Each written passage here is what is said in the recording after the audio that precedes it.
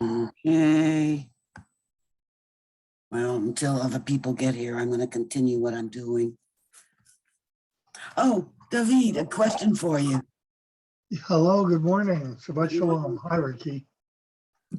Oh, about a week ago, I wake up in the middle of the night with foot cramps. I go on my back deck and I sit there for a while and look at the stars. I don't know what they are, but they're little white twinklies. Anyway, one night there was a cloud that was clear, a perfect circle in the middle of the cloud that from the ground was like as wide as my park model. It was like Progress. I've never seen like a perfect circle, not cloud with the circumference and out cloud. Is that unusual or was it just unusual for me? Okay, I'll let you go. Go to your meeting. Well, not particularly. Was there a star in the middle of that cloud? Nope, it was just regular black sky in the middle. Oh, I didn't remember. I was so entranced with the fact that it was such a perfect circle.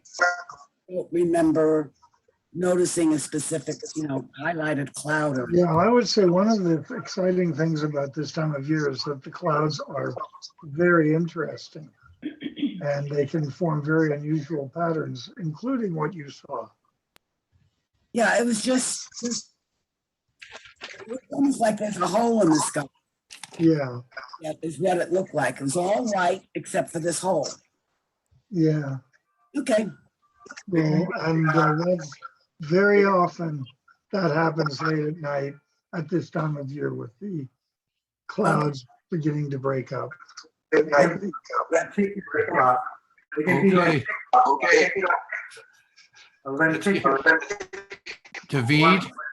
David, Yes. why don't you do your reading? Okay. Well, speaking of a hole in the clouds, that actually is pretty appropriate because Good. poem today was going to be like that. I'm sure all of you have read John Keats's famous Chapman sonnet on first looking into Chapman's Homer. Then felt I like some watcher of the skies when a new planet swims into his ken. I did not see the same hole in the clouds that Ricky saw the other night, but I did see a hole in the sky that Walter Baade, famous astronomer at Palomar Mountain, saw years ago. He was a German astronomer, tried to get into the United States just at the start of World War II, but he had lost his application form and his IDs. The immigration allowed him to stay, but they classified him as an enemy alien, forcing him to stay at his home, which was fine until he asked them, could he change his address to the Mount Wilson Observatory, figuring they'd say no. And miraculously, they said yes. So he spent the war at Mount Wilson Observatory, and with the wartime lights of LA all turned off, it was really allowed him to do wonderful things. One of his great discoveries was a hole in the sky where the gas clouds that prevent us from seeing all the way to the middle kind of broke. It's about as diameter of the moon or a little bit more, the hole in the sky. So my poem today is going to be a takeoff on Keats's Chapman's Homer sonnet, but dedicated to Walter Baade. Much have I traveled in the realms of gold, and many goodly stars and clusters seen. Round all the celestial islands have I been, with eyepiece on a telescope to the night sky hold. Oft of one wide expanse had I been told that Galileo ruled as his domain. Yet did I never breathe its pure serene till I heard Baade speak out loud and bold. Then felt I like some watcher of the skies when a new planet or star cluster swims into his ken. Through his majestic window looks upon the Milky Way, he stared at the center of our galaxy like a diamond shining in the sky. with a wild surmise, silent through the mists of space and time. Thank you, Marty. Back to you. And thank you, David. I'll read our beginning prayer. Baruch atah Adonai Eloheinu melech haolam asher kidshanu b'mitzvotav v'tzivanu la'asok b'divrei Torah. Amen. I mean, Well, last week I we, think Donald's had his hand up, Marty. oh, yes, Don. Sorry, before Thank you. before we move into the study, you might be aware that Lauren Camp, who is a I can't. I'm not sure. professor of English, just was appointed official astronomer for Grand Canyon National Park. And also with regard to the clouds that Ricky was mentioning, this time of year, there's a type of cloud called a lenticular cloud. It's called that lens shape. And they're very smooth and round. And they typically form over the mountains because the winds are high up there and they fit into the wave pattern from the wind. So they look really weird. Sometimes they'll be stacked up like pancakes. They don't even look like clouds. They look like flying saucers, which may be attributed to some flying saucer report. Good point, Don. Possibly, quite possibly. Okay, thank you. You got it. A couple of things. We're in the midst of what Mishpatim.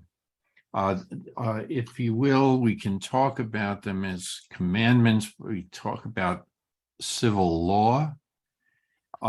It's a very interesting compilation. We've been spending a lot of time speaking about slavery and different situations that may arise with regard to a slave. Now we're going to speak about some of the issues pertaining to livestock. Okay, and it'll be an interesting discussion. We'll see where it takes us. Yes, Gail. Excuse Gail, me, you, we're at verse 22. That doesn't have anything to do with livestock. I thought we read that last week. No, that's where we stopped. That's where we stopped. Okay, so we'll backtrack a little bit. So we're in Exodus 21, verse 22. oh, So Gail, do you want to read? Would you like to read? Sure. Okay. And if people will fight and they strike a pregnant woman and her children go out and there will not be an injury, he shall be penalized according to what the woman's husband will impose on him, and he will give it by the judges. And if there will be an injury, then you shall give a life for a life, an eye for an eye, a tooth for a tooth, hand for hand, foot for a foot, burn for burn, wound for wound, a hurt for a hurt. Okay, some people will have slightly different wording. Okay, but I think everyone gets the idea here. Did you want to make any comments, Ricky, or you? no. Oh, yeah, No. I'm just laughing because Okay, you're gonna and put on us. Gail, did you want to make any comments? Right, we usually are. Only to say that it's a very timely reading, I think. Okay, I can understand. I can understand.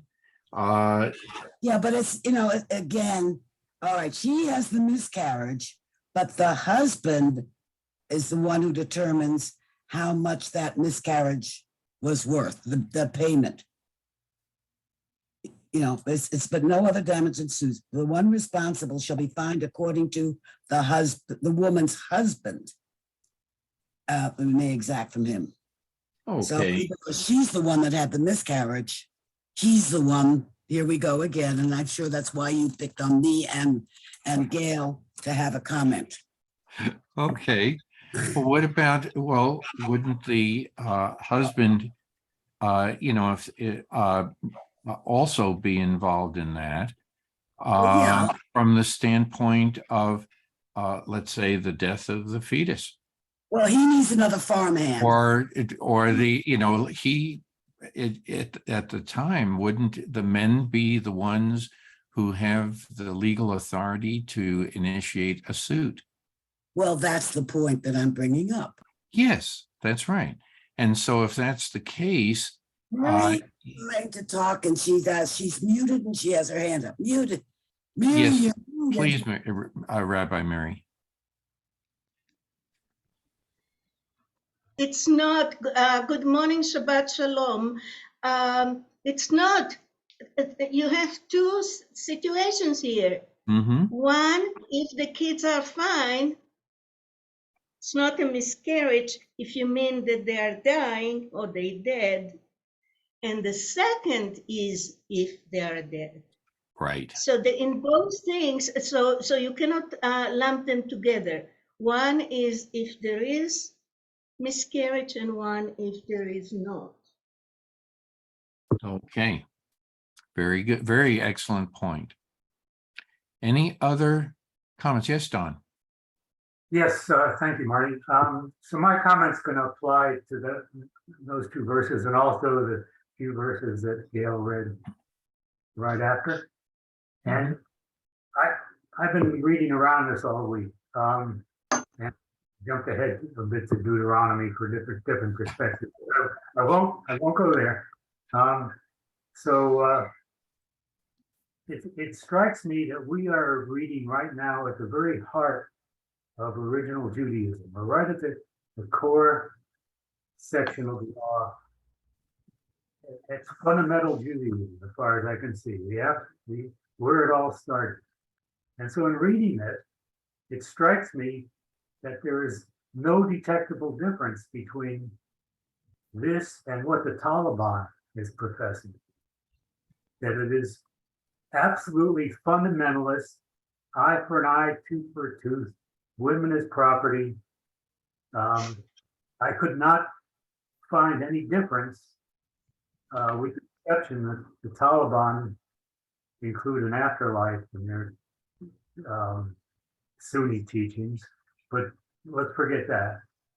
So it's just, I found it startling, and I could use some help here because from this point on, yeah, Judaism unravels into all different sections and segments and wars, but right now we are at fundamental Judaism, right? And the Taliban are fundamentalists. And Okay. so are the Saudis, for that matter. Okay. All right.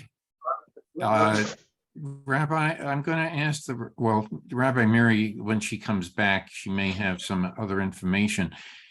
Rabbi Norman, could you tell us about these laws pursuing justice? Because it's not just unique to our Torah, our Bible. It was common practice with Hammurabic Code and some of the other codes too. Also with when we discuss oxen and like that. Yeah, I mean, there's so much to deal with here. Going backwards from the eye for an eye, tooth for a tooth, which is so misleading and misunderstood in the way that the phrase is used. I think the ultimate question that distinguishes our tradition and our interpretation may be the immediate response to what Don is saying, that who is the ultimate one for whom the law is being written, Right. for whose sake, for whose protection, to affirm which kind of definition of life, who's being protected, who's being guarded. This whole paragraph begins, and we're not even sure if they're talking about an accident.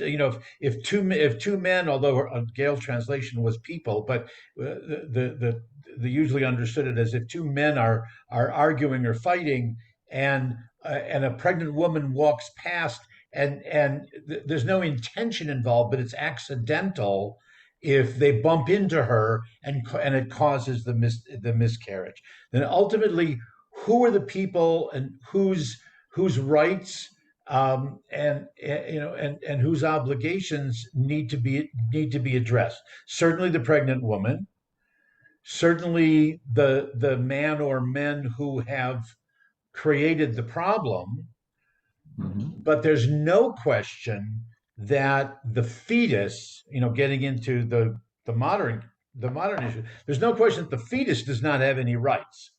Right. The fetus is just something that belongs to the mother, by extension in the Torah to the father or her husband. We assume that's the father or her husband. But it's still it's not a viable human being. So the most of the literature that deals with this does not put it into the context of murder. Right. It's taking something away from, Right. and leaving all the emotional and the mental difficulties aside. But the overriding issue is, who are we trying to protect? Who are we trying to provide the right kind of, Marty used the word justice, for in this kind of a case. We're assuming that it's accidental, as opposed to, because the phrasing otherwise would have been, if someone comes and attacks a pregnant woman, right? So where the assumption is that this is an accidental occurrence. Okay. Yes, Rabbi Mary. I just want to bring up something regarding what Rabbi Norman called it accidental, unintentional, that when we read in 21 verse 13, we said that if two people are fighting and one of them just falls and dies, it's from God, from Elohim. So if you recall that's the reason of that. And I wonder here, it doesn't say that. It doesn't say that's from Elohim, but it immediately goes to the civil law to do that. And in parentheses, I want just to remind how we read the Torah. So if we read the Torah word by word is one thing, and if we read the Torah in a higher level as metaphorical is another thing. So, and how it was resolved on in the course of years.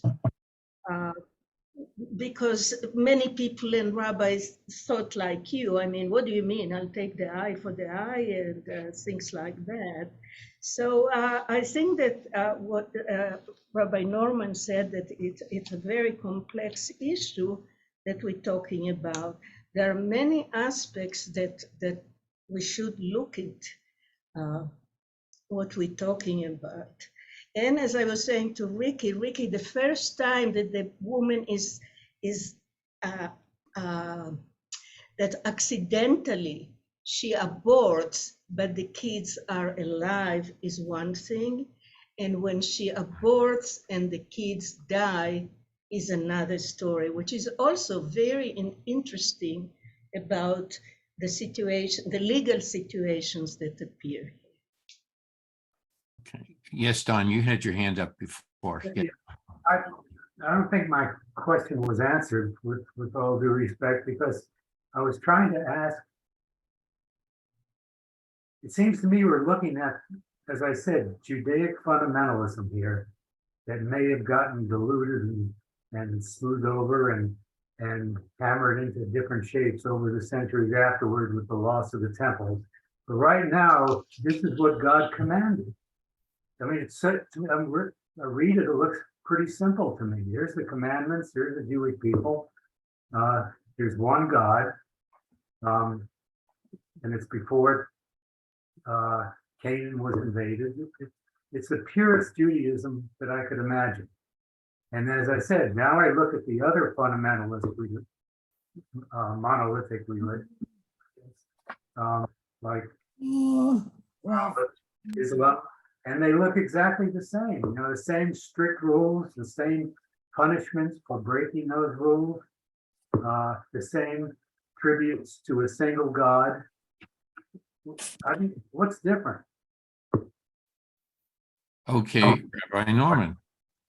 Well, I put simply, I think what's different is that we have developed, we have adapted, we have looked at those particular cases where the law seemed to be black and white and realized that no, it might be gray. And so we've debated and we've argued and we've prayed and we've come to different understandings and application, still maintaining the ultimate principles, and the guiding statements. But we've said in this particular case, this is how we now interpret it. Whereas many of the other fundamentalist belief systems that you're talking about in their communities, either they have not, what I would say, progressed or reformed, or they've had the debates and decided no, they did not want to move in the same direction that we have. We've always been given the permission. Yes, God, this is God's commandment, this is the mitzvah, but we've been told you cannot deviate from it, right or left. But on the other hand, there's certainly approval and permission for reinterpretation through the ages. Last question, last point on that, and then I'll drop it if I may. For this, where we are today, for that to have happened, the Jews had to be crushed by the Babylonians with the loss of the first temple, and then by the Romans with the loss of the second temple, and had to be pretty much pounded into the ground before the rabbis decided to, well, that's an exaggeration, before we got to where we are now. So it had to be huge defeats of the Jews before we got to this point. So is that relevant? Actually, Don, I think you have to then look at the rise of Islam in the 600s to 700s. You have to look at because they go back to this, and if an imam says no, it has to be a fundamental view, the imam's followers will take a very fundamental view of things. That's what you're referring to. But what the rabbi is saying is, no, we've given it a lot of thought, and this hasn't been taken lightly in any way, shape, or form in Judaism after this time period. But this was commonplace. If you look at the Hammurabi Code, there's another code. It's commonplace throughout the Middle East at this time. It's not a deviation from that. Okay. Right. Yes. If I may. Yeah, please. Don, I kind of agree with the thesis that you're promoting. That's one of the bases for Reform Judaism, Yeah. to say that as a result of many of these episodic tragedies or whatever it were, but changes in who we are and how we lived and how we worshiped, we have we've modified and we've become better. There are those who are now saying that the era in which we are living, we, the Jewish community of the 20th and 21st century, and the upheavals in the role of women and gender, sexual identity, things like that, are going to have as much impact on Jewish practice and thinking as the destructions of the temple more than 2,000 years ago. Very So good. a lot of it remains to be seen. Okay, I'll shut up Thank now. you. Gail has had her hand up, Don, for a long time. No, I just want to make a quick, say something very quickly. The reason I like to do Torah study is because it's a living book. Right. It's living, it's not a dead book. And that's why we have progress, because it's living. And that's really important. You know, it's not a fundamental thing. If it was, I wouldn't have anything to do with it.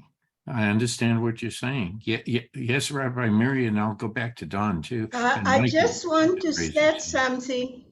It took me time, but when I studied, I mean, Torah has been adopted by many religions and so Mhm. forth, as Don says, you know, but there is a core difference on top of whatever has been said now by Rabbi Norman and by Gail, is the Talmud. Yes. The Talmud came, and that's a difference, that it's a piece of literature that comes after the Torah and deals with questions. You could be a rabbi in the time of the Talmud, Don, because you ask these questions as they asked. And the Talmud is accepted even by the very, very extreme Jews today, which you find interesting. They don't remove the eyes of people, but they look at the laws that were developed and changed. We have a piece of literature on that. I mean, not literature, but religious piece of literature. That's Am I I right, think what, Rabbi Norman? yeah. I think that what you said, Rabbi Miri, is extremely important because everything we read, even we have to recognize the the Talmud took up the pros and cons of all of these issues. And so the debate that we're entering here has already been addressed to some extent. And then subsequently, just like common law, today, it's built on over time. As the need arises, the changes are made. Yes,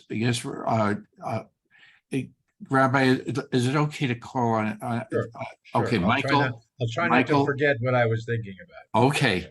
If you start to waver, raise your hand right away. Okay, go ahead, Michael. If I could bring into the discussion something that came to mind about bring Israel, current Israel into this discussion. I think one of the problems that the Arab nations have with Israel is because the old ways of the Arabs are really women are very depressed and they see the new ways of Israel, and Israel is right in the center of all the Arabs. And for example, the role of women in Israel is just about equal to men. Everything is very modern, and I think the Arabs. That's one of the problems that I think that the Arabs want to get rid of Israel because of their current ways, the way they handle life, like the United States. And I think that's why they tied the United States together with Israel, because of the way Israel is conducting their affairs in politics and in social, every other way. So that's Very why. good, Michael. Very good. Before the rabbi forgets, Gail, I'm going to ask the rabbi to say what he wanted to say, and then I'll come back to you, Gail. Thank you, Doctor. One of my two Talmud professors, both of them who have gone to the Yeshiva Shel Mala, as we say, Alexander Gutman and Ben Zion Wacholder. One of them responded to what Rabbi Miri was saying in the following sense. So I say in the name of one of my professors, I just don't remember which one. that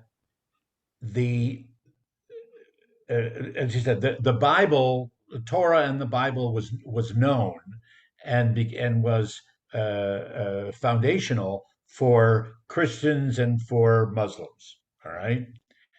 And they also had their later literature, like we have the Talmud and rabbinic literature that goes on.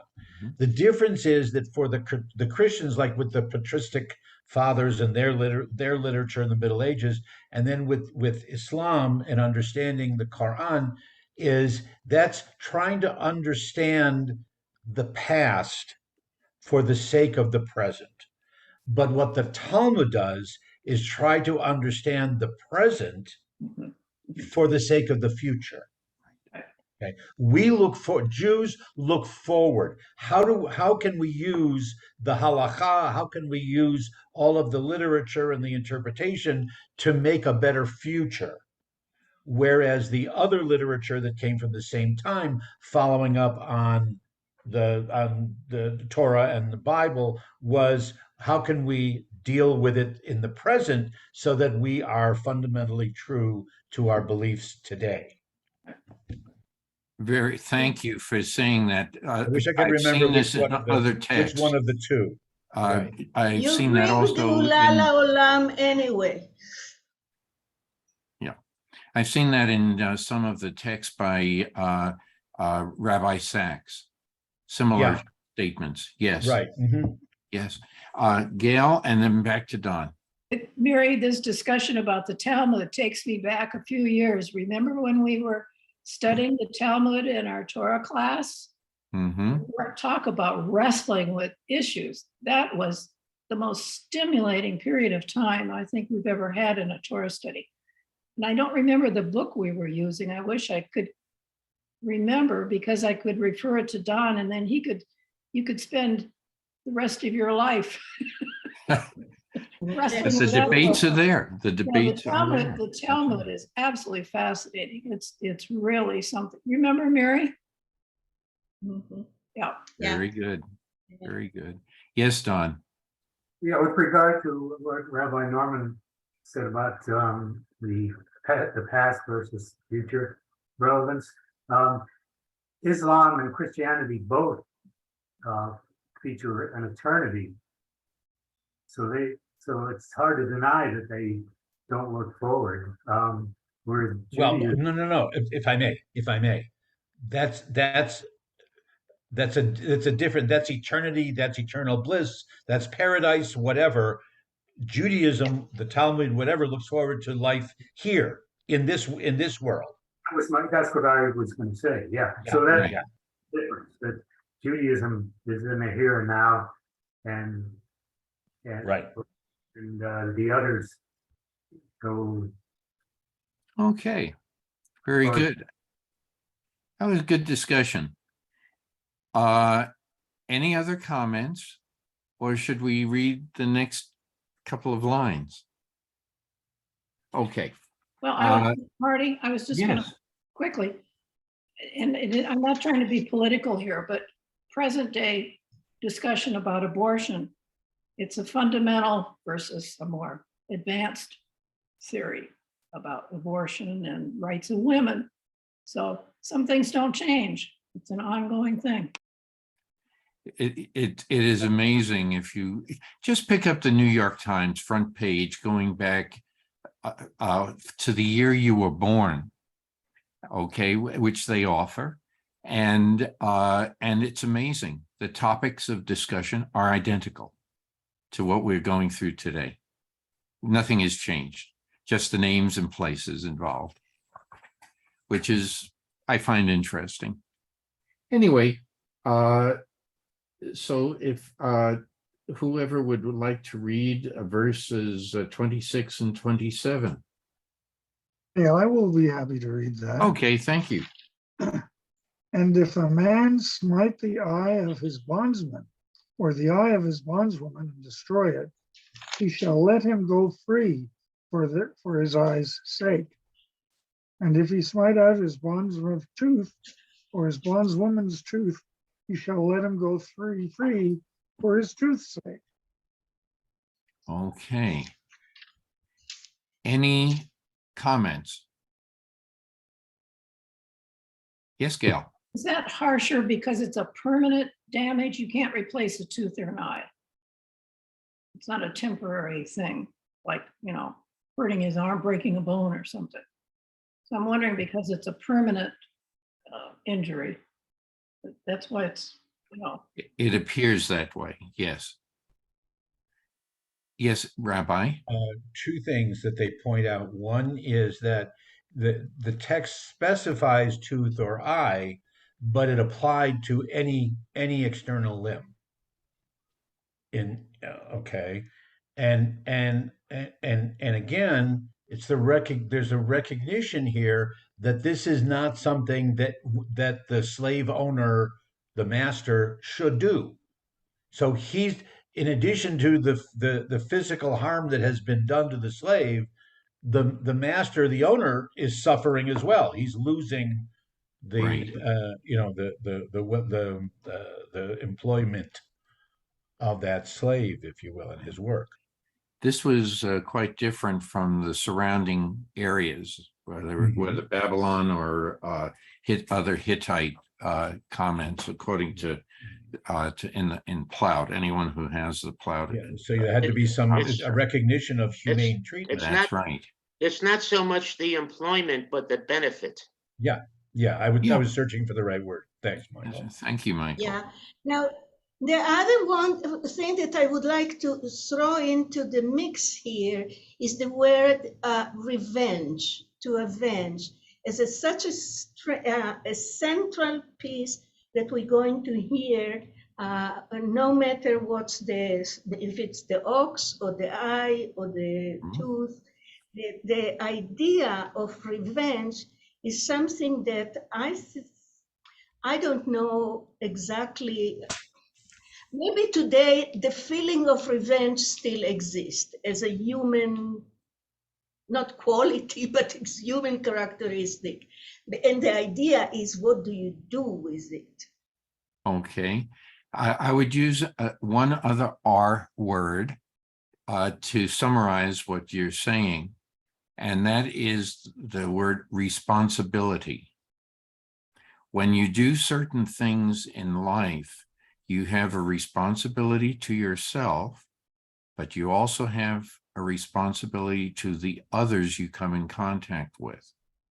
And most of these laws, if you will, or ordains, or whatever word you want to use, these are different lessons in responsibility too. It's not just revenge, because some of these that we're going to read, you're going to have to live with the results of your actions. Okay, so this is a sense of responsibility, whether it's if you show the responsibility before, or it's fear of the results of having the law, to face the law. So I think that there's more to this than just revenge. I just received a writing, Marty, from a friend of mine, Rabbi Simcha Bachman. Okay. He's a Chabad rabbi Yes. in Glendale, California. And this piece is called The Gate of Speaking. And I'm not going to read it at this time because it's not that long, but I need to talk to you first about at what point I could possibly read this. And I took it out of his monthly newsletter. And Okay. so I didn't think that I would have an opportunity to mention what I just mentioned until you just mentioned what you mentioned. So we'll save this at another time, but it's pretty profound. Okay.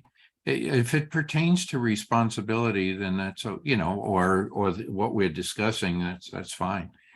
But any other comments about responsibility? Okay, we'll see if we come back to that a little Well, Marty, Yes. Marty, I would only add, in agreement with what you're saying, that's kind of adding a new what was Mary said, like characteristic. It's adding a new principle to how these particular situations should be resolved. Okay, um, it's like up to now and through the quote unquote through the Ten Commandments, everything was related to the faith community and identity with the history of Israel, et cetera, et cetera, et cetera. Now it's like we've added this other principle that's going to be underpinning all of the next steps in our wandering to the desert, but also in our becoming a society. Right. That's what you're Exactly. talking about, sense of responsibility. We're not just doing this because God said so. Right.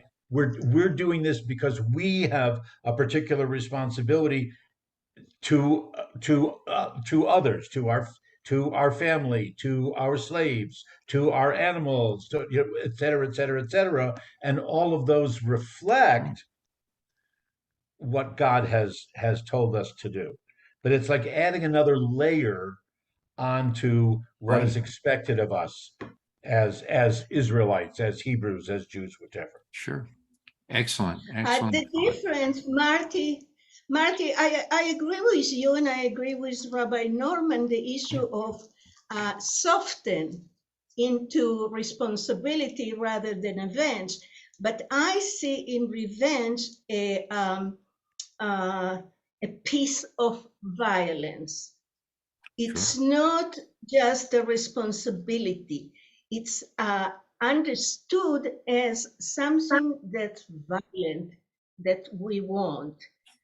If I may tell you a story, and I did it before, I never thought that I have in me the feeling of revenge. And revenge, I said, I want him, I want to do something to him. At one point, I was living in Israel, and at last I had a car, and the car was 20 years old, Fiat 500, a real, what we call in Israel, Tarante, really something terrible. But that car was stolen from me from my parking spot. And I wanted these people really, really either to have an accident and to suffer to that. And I was very surprised that I was holding that kind of feeling, but it came up. So I would add to the words that we said: avenge, revenge, responsibility, Okay. and also, and now I forgot, just like and just punishment. And punishment we still hold in civil and in Judaism as well. We have cherem, and we have all kinds of behaviors that are punitive. So you're right, the softness into responsibility is absolutely there to the person that caused that. But the characteristic of revenge, I don't know if each of us has until we encounter it. Okay. Thank you. Yes, Michael. And then I'll come to you, Don.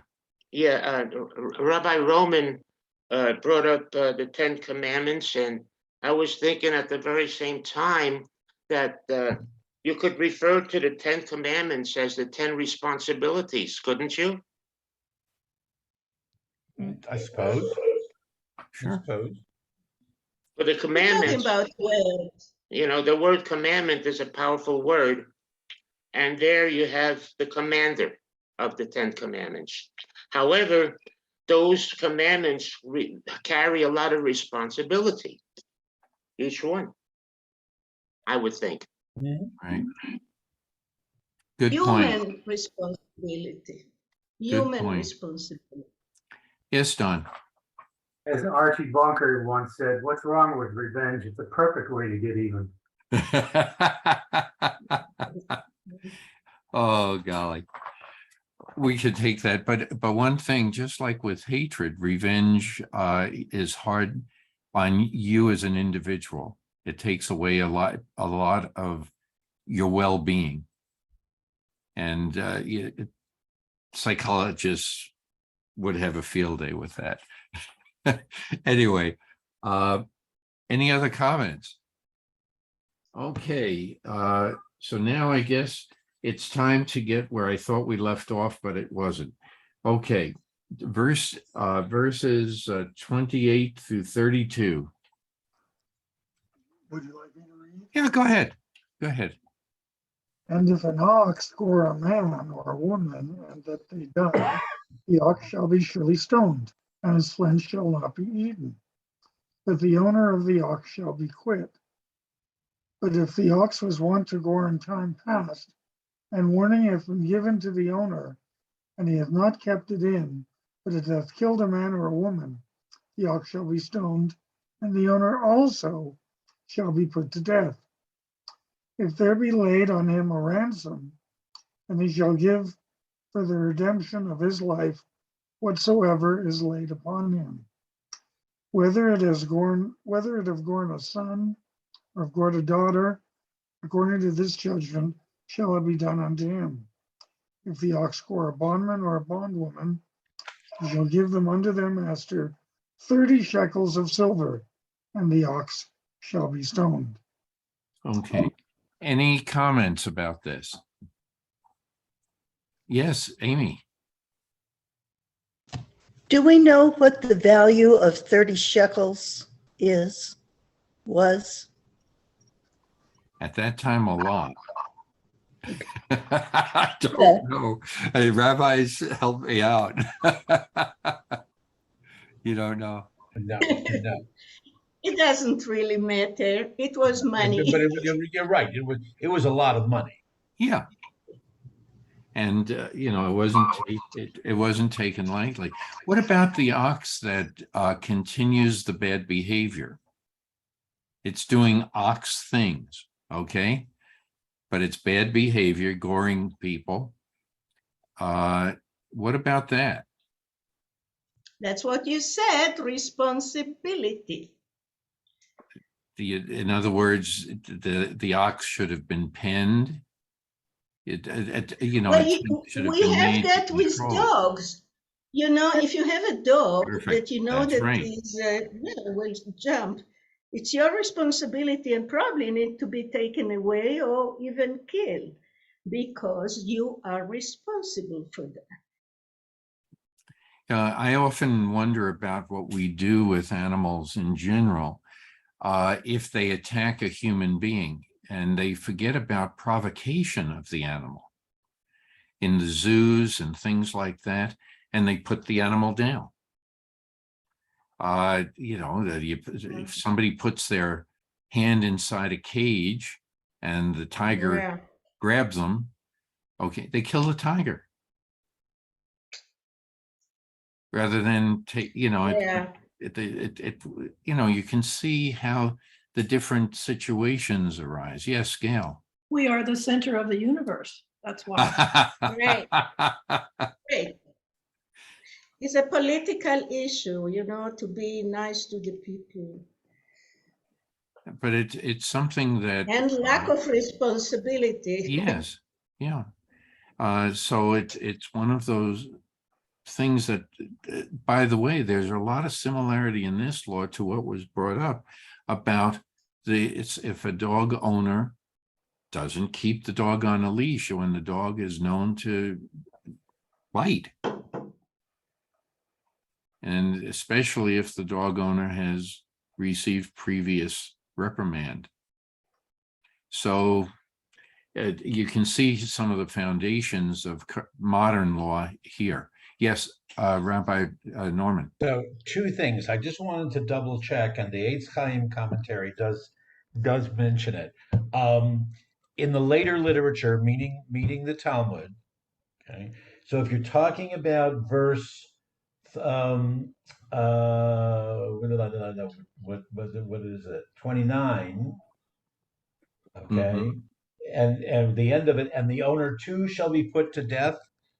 That's not at that time. Literally, that's meant that God will judge him, God will punish him, whatever, as opposed to when the specific execution style of capital punishment of the stoning or whatever, or hanging that might be mentioned in some other. But this is a more generic, and so there's no indication that such an owner ever was indeed executed for this. The other thing is, now I lost my train of thought again for a minute. If ransom, the phrase about ransom, Mhm. the Hebrew word for ransom here is going to sound, it's kofar, but it's going to sound familiar to many people because it comes from the same root as kippur, Right. as the atonement. Atonement. Yes. Right.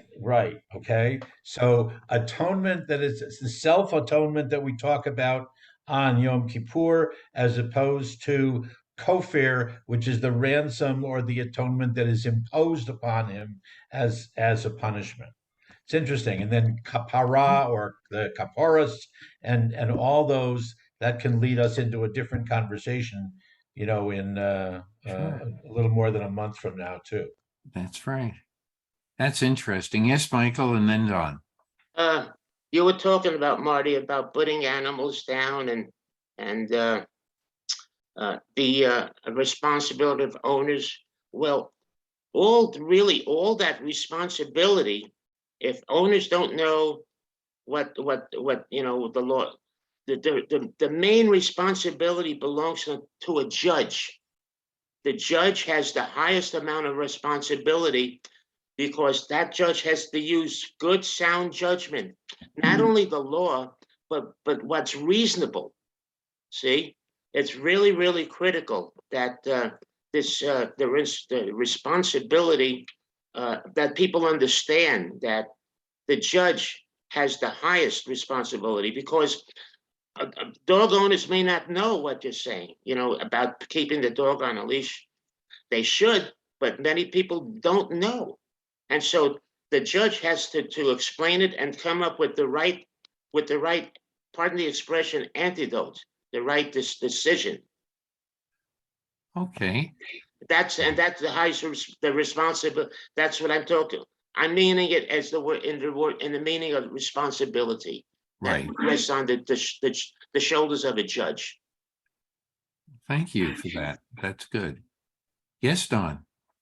Yeah, coming back to Amy's question about 30 shekels, it just struck me that it's a good question, because we're looking at an equation here. There's an equivalence between precious metals, lives, and the use of money in judgments. I don't know if we encountered that any place previously, the specific. Yes, we have, but we have to go back at least a year in our discussions. Specific. Joseph was sold for 20 shekels.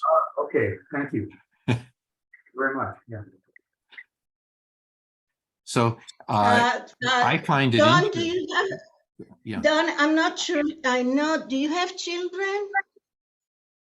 Do I have children? Don, Yeah, Yeah. I have children and grandchildren. Yep, do you have a son? 2 of them. Okay, when they are born, they were supposed to be given to the high priest or the temple, to work for the temple. And there is something that we call pidyon haben, is that we exchange money to that action. So the issue of paying is an issue of balancing an act with something else, and usually it's with that payment. That's what I was asking, because it's an equation here. We're seeing Mhm. it. Right. And the equivalent. equation is for justice. If you remember all the symbols of justice today in the buildings of the court is with the scale that should be parallel, that should go this versus this should be the same.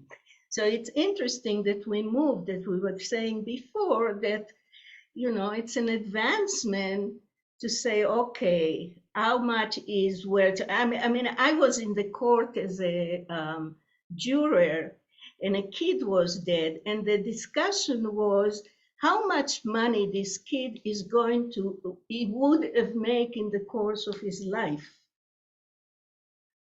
Versus the value of the child. So value these days is either stock or money or something rich.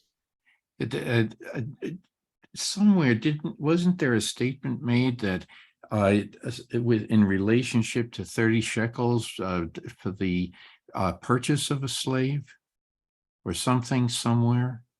And so it's basically restitution for the price. Another comment is restitution is a good word. Yeah. The other comment that I would like to make is if the slave owners at that time, you know, to purchase Joseph, it was only 20 shekels. Inflation. But it took 400 years to go from 20 to 30. That's got to throw in some levity. Right. Anyway. One more last thing. Sure. The other part of that is metallurgy, because what's scarce is how to refine silver and gold. And I realize it goes back to Cain, I think, because I think the Kenites were the metallurgists in Judaism, and they knew how to refine ore to make weapons, copper, and all the necessary weapons and money too. So there's a thread that goes all the way back to Cain here. Probably in another at the rate of our progression, that discussion will come up again with the building of the Mishkan. Okay, because they go into a lot of that discussion as well. So if any other discussion on this, well, what happens, let's go through verse 33 and 34.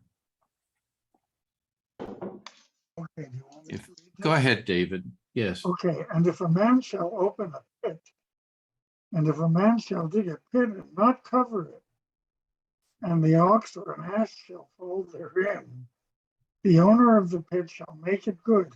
He shall give money unto the owner of them, whether by cash or credit card, and the dead shall be his. I love the idea about he gets that deep. That was a good one. And if one man's ox hurt another's, so that it dieth, then they shall sell the live ox, divide the price of it, and the dead also shall they divide. Or if it be known that the ox was wont to gore in time past, and the owner had not kept it in, he shall surely pay ox for ox, and the dead beast shall be his own. If a Okay. man shall steal an ox, Let's stop at that point. okay, Because we really mixed just a few things. Let's go back to verses 33 and 34. Any comments about that?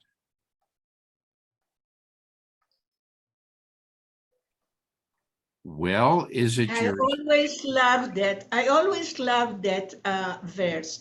I really think that its time never changed. And I'm going back to Marty about responsibility. right? No, that's right. You know, so maybe you have to put a sign there, you know, beware of the pit, you know, beware of the hole or something. And by the way, the responsibility, that sense of responsibility, if you fast forward to modern day law, you are flooded with advertising today by lawyers trying to initiate lawsuit, protect you in a lawsuit from previous damages. You go to a hardware store and there are notations on ladders and other tools that these were cases where the manufacturer did not warn people in advance of the risk. Okay, now some of them, personally, the failure of putting a label on a cup of hot coffee, it should have been common sense, but the law said, no, that should have been on the label. That's right. But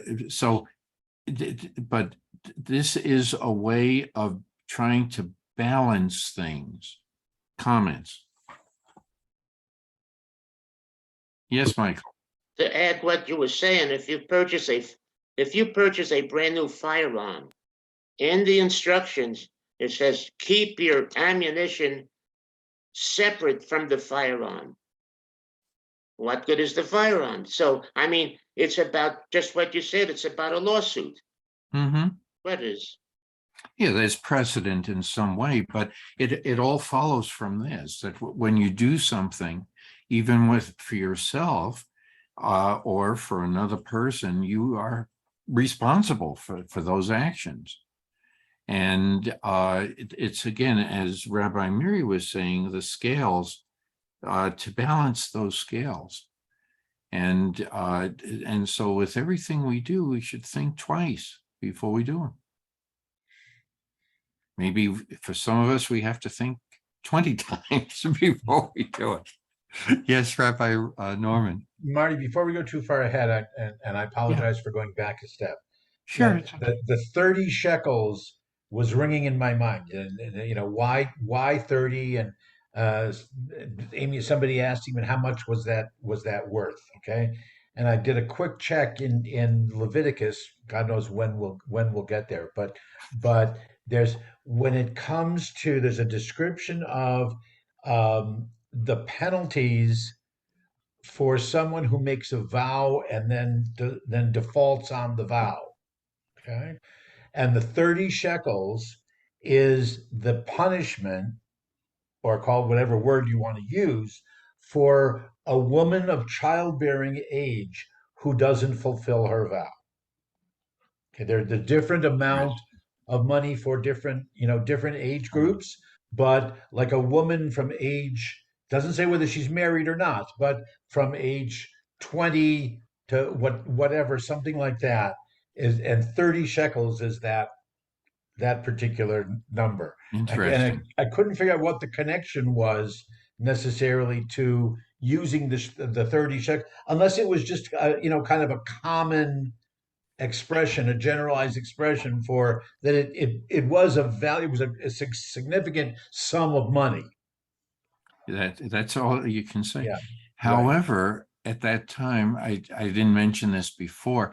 In addition to the 30 shekels that we're dealing with slaves or property, and a woman was, at that time, woman was considered property. No question. And that's right. And so the 30 shekels keeps going up. But, and I'm sure some of the women in our group will take this on, for a free man, it was 50 shekels. The punishment was 50 shekels. A big difference between freedom and slavery. Mm-hmm. Big difference between a free man and woman.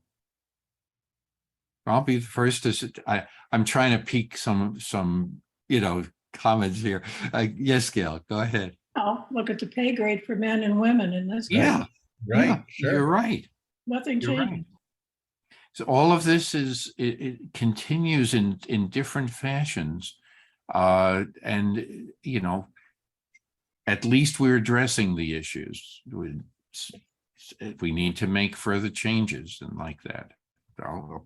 But it is a very, but you can see where some of these attitudes have developed from, because this is the earliest structure of the law at that time. But some of this is also, as I pointed out, in other forms of law at that time. Okay, it's not unusual, but there are different differences, which we have to say that in the Torah, it took the feelings of the slave into account. It took to some extent, not completely, but it's there, and it stands out among other law at that time. And the same thing with women, as we're going to learn and like that. It takes that into account at a period in time that that this was a little different. And I think that's the remarkable thing, personally, anyway. Anyway, we are now going to, we've covered the pit and the ox. What about when David read verse 36, why does the owner, he has to restore the dead ox with a new one, but the fellow, in addition, shall keep the dead animal? Why do you think that's there?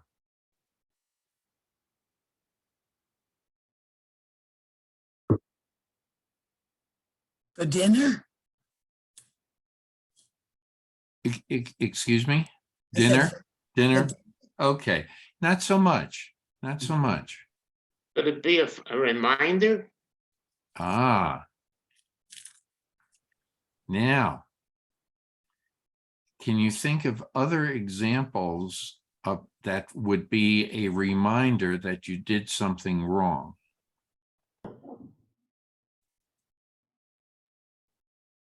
Whether it's in today's events or from what we've been reading.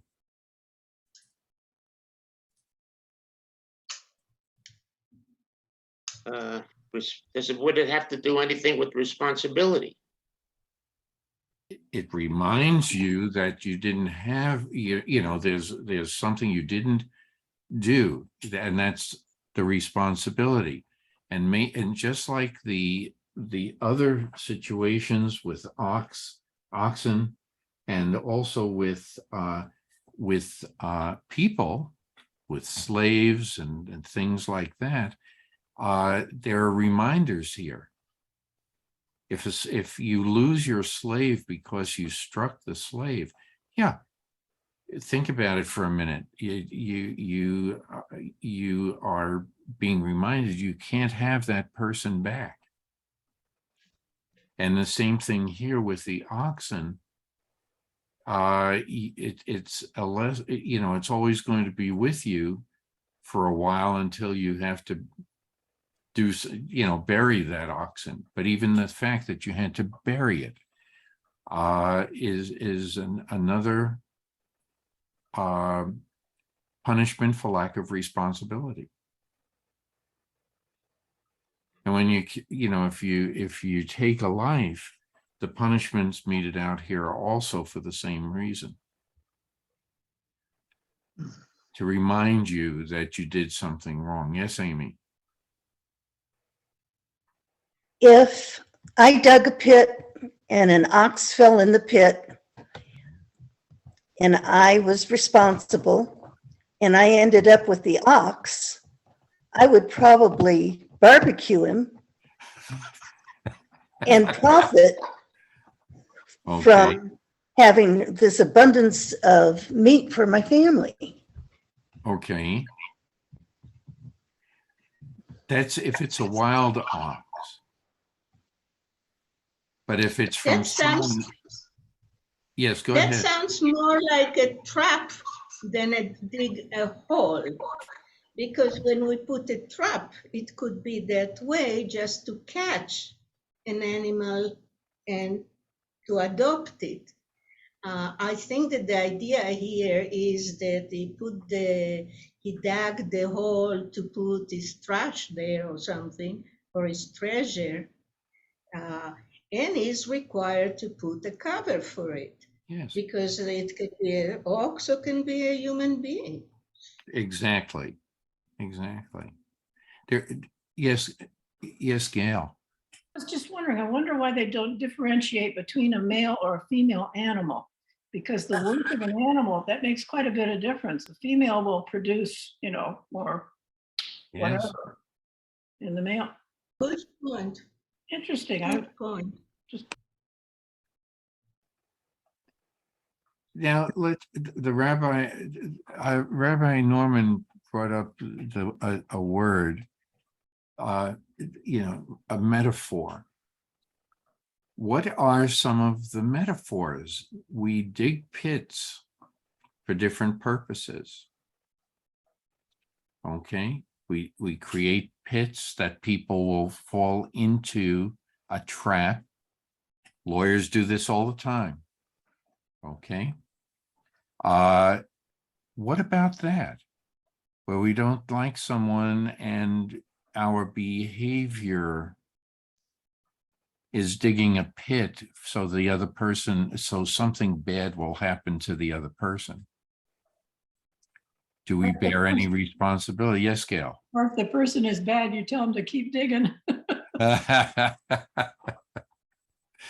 No, but you can see how we can create pits for other purposes, for our own personal gain.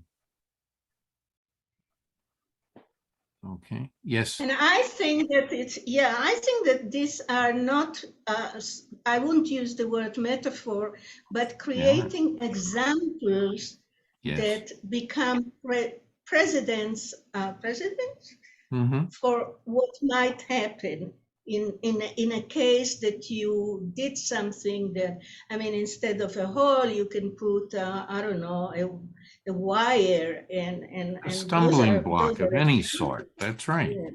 Yeah, That's right. yeah. And so that's why I say metaphorically, we have to look at it, I think, both ways, not just literally, Mhm. but also what Yes. else comes to mind. Yes, Rabbi. Yeah. Norman. Well, the reality is, and this is kind of as we move ahead in these particular scenarios as they're all being described, I don't. Yeah, we can glean that there's the notion of that what that dead animal is there as a reminder to the owner that that he should have been more careful and protected the pit, et cetera, et cetera, et cetera, et cetera. But in some of the other cases that we're going to be reading about, it's it's the to the owner, whether the dead animal or particular restitution goes back and then another fifth gets added onto it, or whether this person gets to keep the amount of this and whatever. I think this is just starting in that particular paradigm of how how it's adjudicated. And what's happening, that okay, so the animal has fallen into the pit and it dies as a result of it. Yes, everyone agrees that the owner of the animal should be reimbursed. But the real question is what happens to the carcass of the animal? Who gets? Somebody said with barbecue time. Who gets that? Who gets the animal? Who gets da da da? And so there's a recognition, perhaps, that this mistake or this lapse of judgment wasn't quite as bad as some of the others that we'll be encountering. So the person who was guilty of the lapse of judgment does get to keep the dead animal. Right. And I think it's setting up what we're going to see with a number of different scenarios over the next few paragraphs. Yeah, when you dig a pit, you're trying to trap an animal to eat. And so maybe that was taken into account. I don't know. The other thing, I turned a page and wound up showing similar punishments and issues. I'll come to you, Don, in a second. That you shifted on my screen. But what I'm wanted to point out that in the surrounding areas, whether Hammurabi or Hittite laws that also discuss the same types of events, in Torah, the monetary punishments are double. So when we read 30 shekels, in some centers it was 15 shekels, and others only 10 shekels for the various punishments, which I think is interesting also. So none of this was taken, it was going to be taken lightly. Yes, Don. Yeah, Marty, I'm trying to picture, I always try to picture myself there at the time. And so this is still the same generation that escaped Egypt. And we're at the foot of Mount Sinai. There's 1 million of us. We were formerly slaves with nothing. And now we're reading all these commandments that impute vile intentions to us, the Hebrews out in the wilderness. We haven't even got anywhere yet. So I'm thinking, who's going to dig a pit out in the middle of the desert so that the ox can fall in? You know, it just seems so out of context. Okay. We'll see where it goes, because this becomes layer upon layer upon layer of responsibility as we continue reading. Yeah. That's and you know, coming from but maybe this is an attempt to change the thought process from slave to personal responsibility. Maybe this has to be inserted at this point in order for the people, as the rabbi mentioned earlier, the people are going to be forming a nation. They're going to have to live as a community. And if they're going to get along, otherwise the community doesn't survive. I don't know. So as we go through it, it get the punishments, and also a lot of these, there must have been a heck of a lot of issues with regard to this. I don't think it's come out of the blue. I think that these are events that were probably already happening within the group or outside of the group, but everybody was aware of these types of events. Otherwise, why make those laws? I don't, you know, or even thinking about some of these things. So we will see where this goes in a little bit. Okay, we're now at Exodus 21, verse 37. So would somebody else like to read? No takers? David, you're on. Okay. If a man steal an ox or a sheep and kill it or sell it, he shall pay 5 oxen for an ox and 4 sheep for a sheep. And now we go into chapter 22. Right. If a thief be found breaking in and be smitten so that he dieth, there shall be no blood guiltiness for him. If the sun be risen upon him, there shall be blood guiltiness for him. He shall make restitution. If he have nothing, then he shall be sold for his theft. If the theft be found in his hand alive, whether it be an ox or an ass or a sheep, he shall pay double. Okay. Well, what do you think about what you just read, David? Well, I'm thinking, number one, that I guess the first thing I'm thinking about is if I'm going to cough when I'm reading, I have to be a little more careful with my asthmatic situation. But it doesn't say what happens if the person who steals the sheep is an asthmatic or not. But this whole section is getting very legal. Mm-hmm. We're talking about morality and about the basis of Judeo-Christian law. We're talking about the foundations of our legal system in a way. So in a way, it is very important. And it's also important to see how our legal system has and hasn't changed over all these millennia. Good point. Any other discussion? Yeah, Marty, I think we need to separate out the two cases here. Yes. Let's address the theft, the theft of ox or sheep first, then Right. get into a very, very interesting discussion Yes. about the second one with Yes. there's pages and pages and pages in the literature about that on the second one. Okay. I was going to raise that, but since you raised it already, if go ahead and discuss it further, Rabbi, about tunneling. Yeah, the tunneling. Oh, you want to go skip the first Yeah, go part? ahead. Go ahead. Okay, all right. So they ask the rabbis ask the question: if a thief, they even use different terminology. Okay, doesn't necessarily work in English, but it does in the Hebrew text.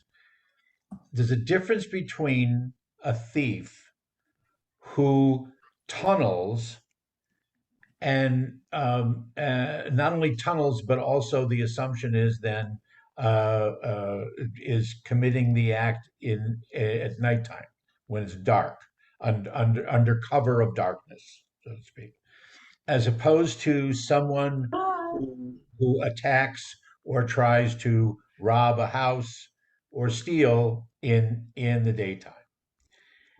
And I'll just throw this out, the way that they make the distinction and to why one is deserving of a greater punishment is the thief who tunnels or is committing his act only at darkness is showing that he, excuse me, just saying he rather than he or she, but that he is afraid of the person from whom he's going to steal or kill, or whatever it might be. He doesn't want to be seen. Okay, the criminal who attacks or is robbing in the daytime, that's brazen. Brazen, right? That's out in public for anyone to see. And then they ask the question: should the thief who demonstrates that he's more afraid of another human being rather than a Kadosh Baruch Hu, rather than the Holy One, blessed be He, seeing him perform the act? Which one deserves a greater punishment?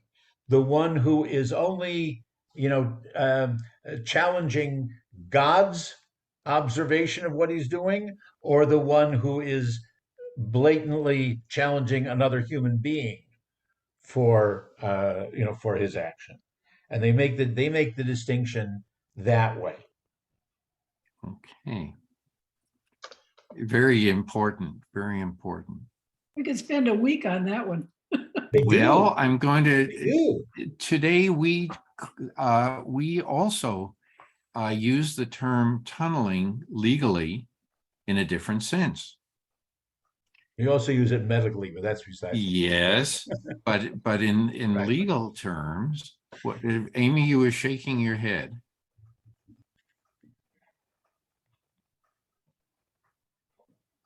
You're muted. Amy's muted. Yeah, I was just thinking of something illegal, such as foreigners tunneling under a border in order to enter illegally another country or. Okay. However, tunneling is also used legally. That's right, Amy. That's a good example. But it doesn't have to be physical. We use it in science in other ways. But legally, when somebody does something in a corporation or a business that is illegal, but he's doing it for his personal gain, okay, we call that tunneling legally. Oh, Enron comes to mind. Any other events, Helmsley comes to mind. Okay, and there are others who manipulate markets, and some of them are. I have a tremendous echo. I don't know. Yeah, somebody's echoing there. Amy, I think you need to mute. Let's see. Okay, no, it's still going on, but not as much. Now you. Okay. Okay. Anyway, so this involves more than just a physical tunnel or stealth in the middle of the night. It's now being stealth undercover, behind the scenes, for any personal gain. And the laws are such that you're held responsible. Yes, Rabbi Mary. What I wanted to point out, it's not L. Ron and Martha Stewart, but I just find it fascinating how the Torah gives you different situations on the same topic.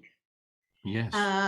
If he died purposely or he died on this, if the woman aborted still life, and if not, and it goes like that. And I think, I'm not sure that the other cultures that were in the same time, it seems to me, and now it's just, I'm just speculating, that it was black and white.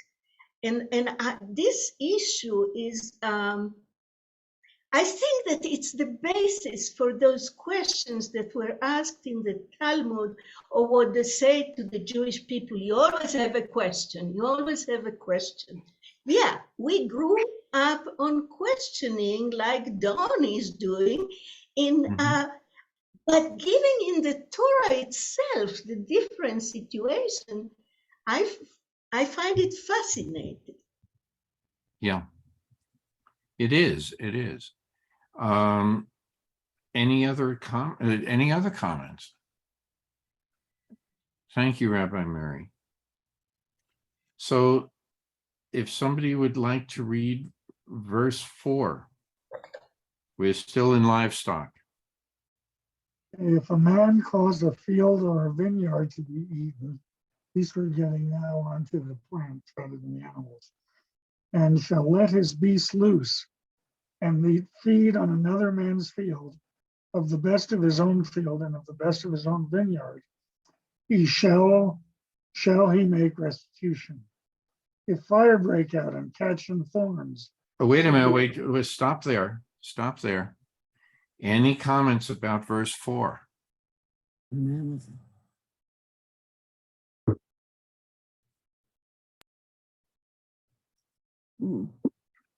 That's pretty straightforward, Okay, I think. Let's see. Although it doesn't say, well, just that he makes restitution, doesn't say how he figures it, because who knows how long that land will be barren. Is it just, that season, or is it really totally gone? I don't know the answer.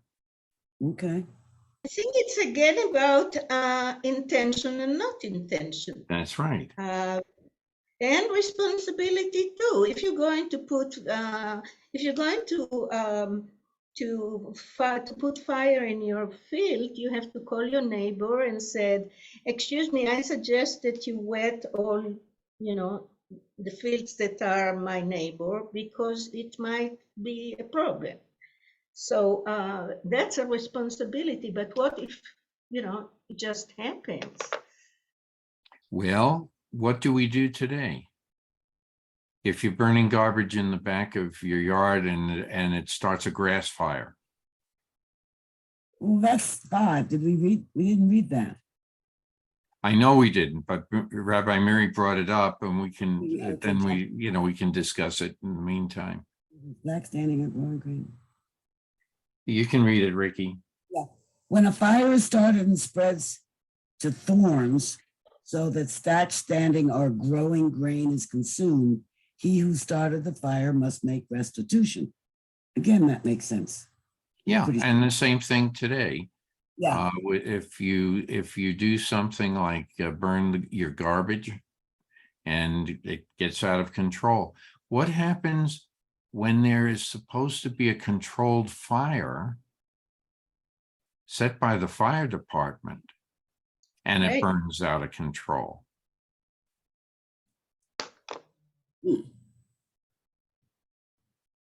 They got to put it out if it's the fire department. They have to put it out, but what else? And the insurance company is stuck with paying for it. Somehow restitution has to be Someone made. has to replant. That's right, because that's exactly, because somebody has to go and do that labor all over again. So that's what I take away from it. Yes, Don? Yeah, these commandments, I have to assume that the focus is on deterrence, not punishment. So they're basically saying, think ahead, Right. use your imagination as to, you got your. How do we prevent this from happening? Right. Right. You want brain cells in your ox, so think forward a bit about, what could happen. What you brought up is very important, Don, because we're talking about what you say. Most of these laws are what you do, but what you say as well as what you do, you have to think down the road, what are the possibilities that may occur as a result of saying or doing something. Okay, we addressed a little bit of that when we went over the first 10 commandments. Yes, Rabbi Norman. Yeah, there's a midrash that helps understand why the reference specifically is to thorns, to kotsim. Okay, kotsim in Hebrew is related to katsei, which is the outskirts. Okay, and what's in the outskirts? That's where the poor, where they can harvest, what's left outskirts, Right. and they would with thorn bush. Okay, so there's also this tzedakah reference here in understanding specifically, if you fire and it spreads to the thorns, meaning now you're also now depriving the poor of of their harvest, whatever. So it's an extra problem. Good point. Excellent. I wasn't aware of that, but that is a good point. That's not mine. That's a midrash. Okay, but that's good. Yeah. Any other comments on this? Okay, if somebody would care to read verse 6. I'll read it, but I read ahead and boy, it's confusing. Okay, When a man gives money or goods to another for safekeeping, so far so good, and they are stolen from the man's house, if the thief is caught, he shall pay double. If the thief is not caught, the owner of the house shall depose before God that he has not laid hands on the other's property. In all charges of misappropriation pertaining to an ox, an ass, a sheep, a garment, or any other loss, whereof one party alleges, this is it, the case of both parties shall come before God. He whom God declares guilty shall pay double to the other. okay. I just need to say one thing, okay? Because Gail and Rabbi Miri were talking about studying Talmud, okay? This is the section traditionally that when you start to study Mishnah and Talmud, this is what you start with. Hamavkid etzel chaviro, and this is the prime example of how the Talmudic arguments start to play out. These very verses. Very interesting. Very good. Yeah. Well, So you take it when I use it as an example in an adult education class, especially back up in Michigan, I said, well, if you're using your neighbor's snowblower, and rather than the ox or the ass or the plow. So okay. Yeah, it's your responsibility. Right. And I'm gonna go ahead, Ricky. that first sentence, the end of the first sentence. Okay, it's stolen. Okay, somebody gave me something, the snowblower for safekeeping, and it's stolen. Right. Okay. The man who was safeguarding the snowblower, or the thief is the he. And how do you pay double on, whatever? I mean, just. Okay. May I? Yeah, of Please. course. Okay. All right. So I'm guarding somebody's snowblower, plow, cart, whatever it is. It's stolen while it's under my safekeeping. Right. The thief is caught, and not only does the owner receive restitution, but so do I. So Oh, that's the double. okay. Okay, that's the double. It's not that the owner gets twice the value of. It's the thief pays twice to the So- owner as well as to the guardian. So the he there is the thief. Yep. If the thief is caught, the thief shall pay double. Okay. Yes. Yes. If the thief is not caught, the owner of the house shall depose before God that he's not laid his hands on the other properties. So he's saying, I didn't take it. I left it in the garage. In all charges of misappropriation, whereof one party alleges, this is it, the case of both parties shall come before God. Oh, okay, what does that mean? I mean, I left it in the garage and it got stolen. Right. Right. And I had nothing to do with it. The thief has not been caught. Right. Okay. So Exactly. so both the owner and myself as the guardian, Right. okay, we come before God, which means it goes to court. Okay. Okay. And we each swear that this is the truth. I gave it to him, he gave it to me to protect it. I don't know, it was stolen. I had nothing to do with it. I didn't pay somebody to steal it, whatever. I don't know anything about it. Comes before God, comes before the court. and the court decides, and whoever the court decides pays double to the other. All right, I can see, okay, let's continue with your snow blower. I put it in the garage. I did not lock the garage, therefore, it was easy to steal, versus I locked the garage. So I went to extra care to make sure it was not stolen. Right. So- Those are the factors that the court would have to weigh. Exactly. But now he whom God declares guilty, okay, if I didn't lock it, I'm guilty. And if I did lock it, maybe the thief shall pay double to the other. Who are the people there in the end of that? Well, it depends on who is the victim. The Why- victim gets, okay, the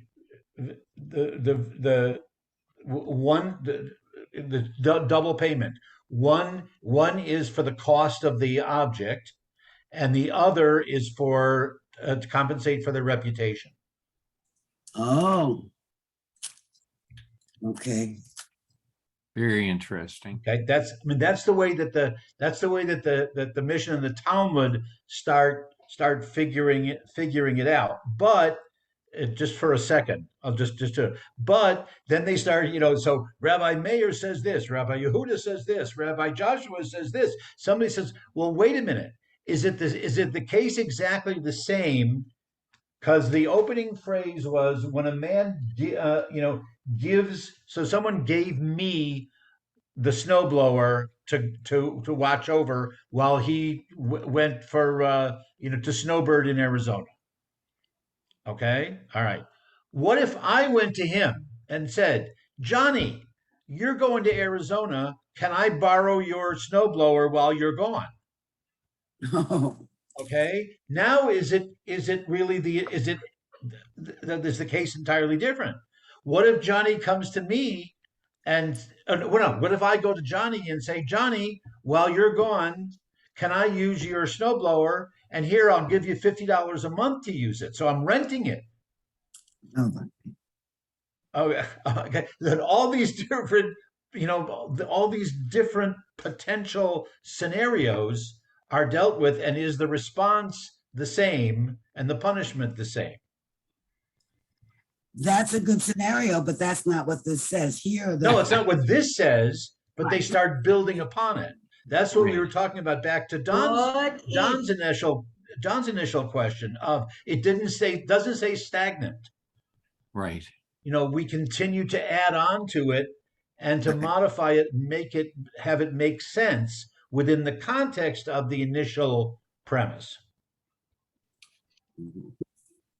Sorry to There is a dominate there, saying, Marty. Ricky, Okay.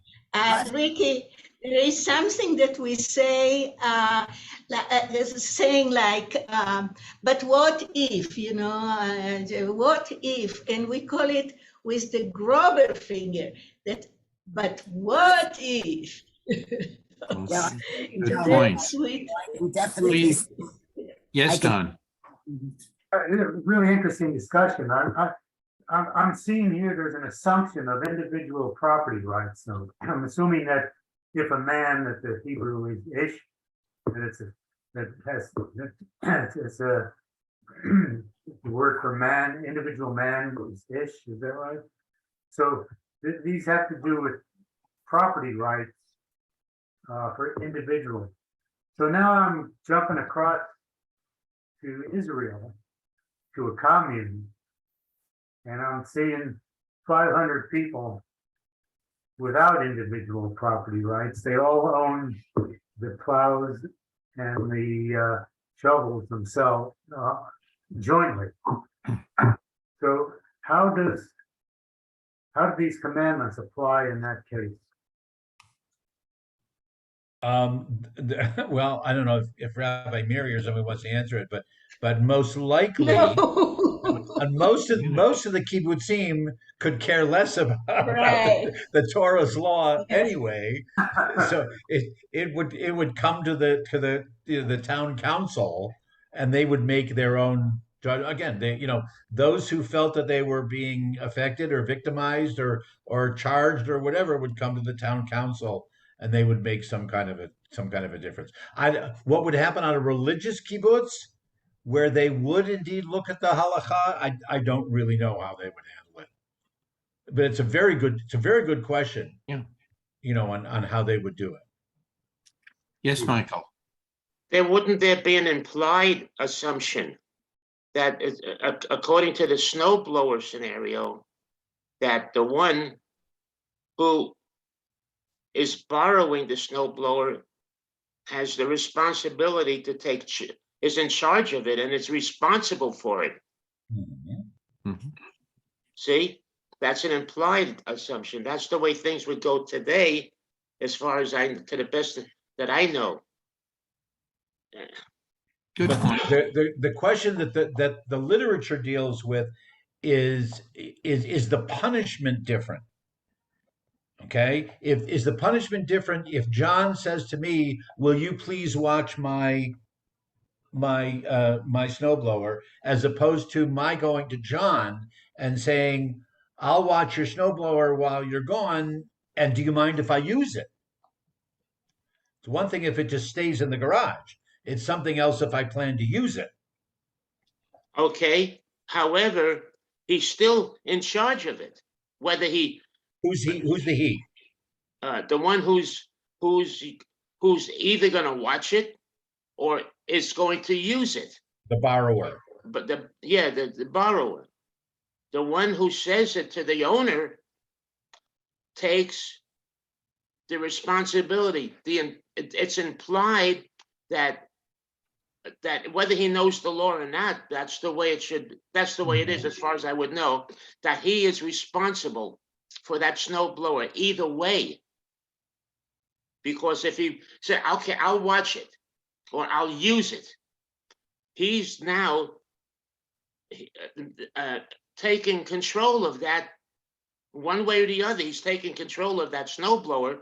So therefore, he would be responsible for it either way, it seems to me.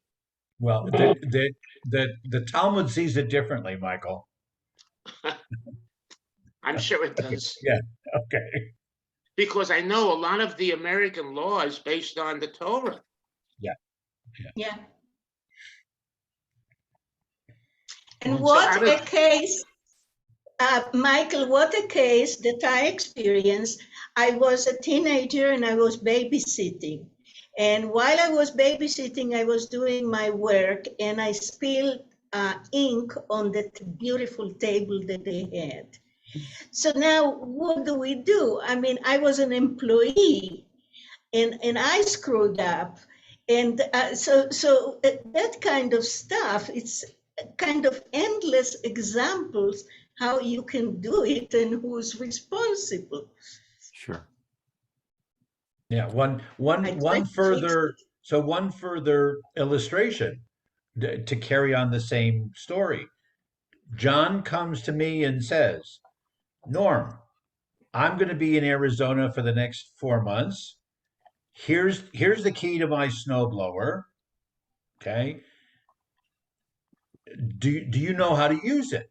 "No, I really don't. I've never used one before." "Oh, that's okay. It's no problem. Just go ahead. You turn the key. You drive it like you drive your car, and no problem." "Are you sure, John?" "Yes, I'm sure, Norm. It's okay." So, in other words, I've said I don't know how to use it. Whatever. What happens if I'm using it and I drive over a boulder and I break the plow and the whole thing? Now, who's responsible for fixing it? Believe it or not, according to the Talmud, you might think, Michael, that because I'm the one that was using it, all right, but the owner is the one who has to pay for it. Right. Because you said you didn't know how to Because I use it. said I don't know what I'm That's doing, right. and he That's right. insisted. If the person said, "I don't know how to use it," and the owner said, "Well, it's nothing, turn the key on that, you can use it anyway." The one who said, "I don't know how to use it," and uses it anyway, I would think has the higher responsibility, because he is You can carry telling. it that way too. That's why he is this whole telling- stuff is so fascinating. You can carry it with all the different ramifications. Yeah, but also. It depends on the jury. Yeah, Right, know, sure. That's That's right. where I would say, common sense is not common. Right. You would think in certain parts of in society and just what you're talking about in certain situations are not that clear cut. So that's where good common sense really takes over. It's not that difficult. It's and I'll tell you, a lot of small claim cases in the United States really depend on common sense and what's reasonable and what is not reasonable. They balance those things with the law, Sure. and so it is very. It's not that complicated, but it's very interesting. Good way of putting it, Michael. Yes, Gail. Michael, I can tell you also that common sense that Excuse you me, have Mary. and the common sense that I have are not the same. Okay. I just, Gail? I just want to Please. say, this is why you probably would like a witness when you're having this conversation and or a good contract lawyer. Can you say that Yeah. again, please? Either have a contract lawyer there or a witness while you're having this conversation before you Right. hand over the snowblower. Well, I'll tell you this, based on what you just said, contracts were made to be broken. That's what I can say. Mm, That's why you got these lawyers, But most of the time, people will do things because it's a friend. Okay, Or, and neighbor, right, a neighbor, right. Mhm. and no contract occurs. This is where you find out how good a friend you really have, though. You understand? Oh, that's incidentally, true. That's true. The Hebrew text here says it says neighbor. It does. Right. It doesn't say just to another person. It says to a neighbor. That is, so be selective Mhm. before you do anything or accept any responsibility. Well, we have 10 minutes to go. Do you want to stop at this point, or do you want to? I don't want to, put us under the gun as far as I'd rather keep the discussions open-ended rather than saying, okay, we got to stop. So why don't we stop at this point and let Ruth Ann, if she has any announcements, or if there are any other announcements, just go ahead. No real announcements. We do have a service next Friday, No, which is yeah, gonna be Friday, yes. interesting. This coming Friday. I hope anybody who came last night enjoyed the new lighting. I did. It was, we got new lights, so help talking about us the out a outside. lot on The the outside. outside. And but the spotlight, is that gonna attract more attention? What spotlight? Having that huge spotlight in the parking lot? What huge Okay, you said new lighting. So new light? No. So now when we turn off the parking lot lights, we still have some light. Good. But otherwise, I've kept quiet. I finally am listening to the doctor. The doctor told me not to talk, so I'm trying not to talk. So Okay, have a good Shabbos. Food breakfast is Okay. next Sunday, so RSVP, send in your check. okay. Yes, Michael. Would it be a good time for me to read this very short piece about the gates of speaking? Mm, Okay, if if you read it, but then we won't be able to discuss it. No. Okay, Okay. that's I fine. hope I it- don't care. Yeah, I hope it applies a little bit, at least to what we're talking about when it comes to responsibility. We all know the impact of our words have on those around us. What we often fail to realize is how much our words affect ourselves. When you sit by yourself and ponder, you can open many gates of the palace. When you speak and others listen, the portals of deep wellsprings unexpectedly burst open. Wellsprings you never knew existed until in the slip of a word that seems to emerge from nowhere, the deepest, most hidden recesses of your psyche spontaneously open wide. Speak the wrong words, and ugliness that has laid dormant for many years is revived and reinvigorated. Speak words of wisdom, words of Torah, beneficial words, kind words, and untapped wellsprings of your soul gush forth. You become what you speak. Speak what you wish to become. That's it. Very good. It does pertain to what we've been discussing. And I think I would just like to add, it's something for all of us to think about. Okay. Thank you, Michael. You're welcome. With that, I want to wish everyone a Shabbat Shalom. But And see you next Shalom. Saturday. Shalom, Shabbat. Take care. Bye-bye. Thank you. thanks, everyone.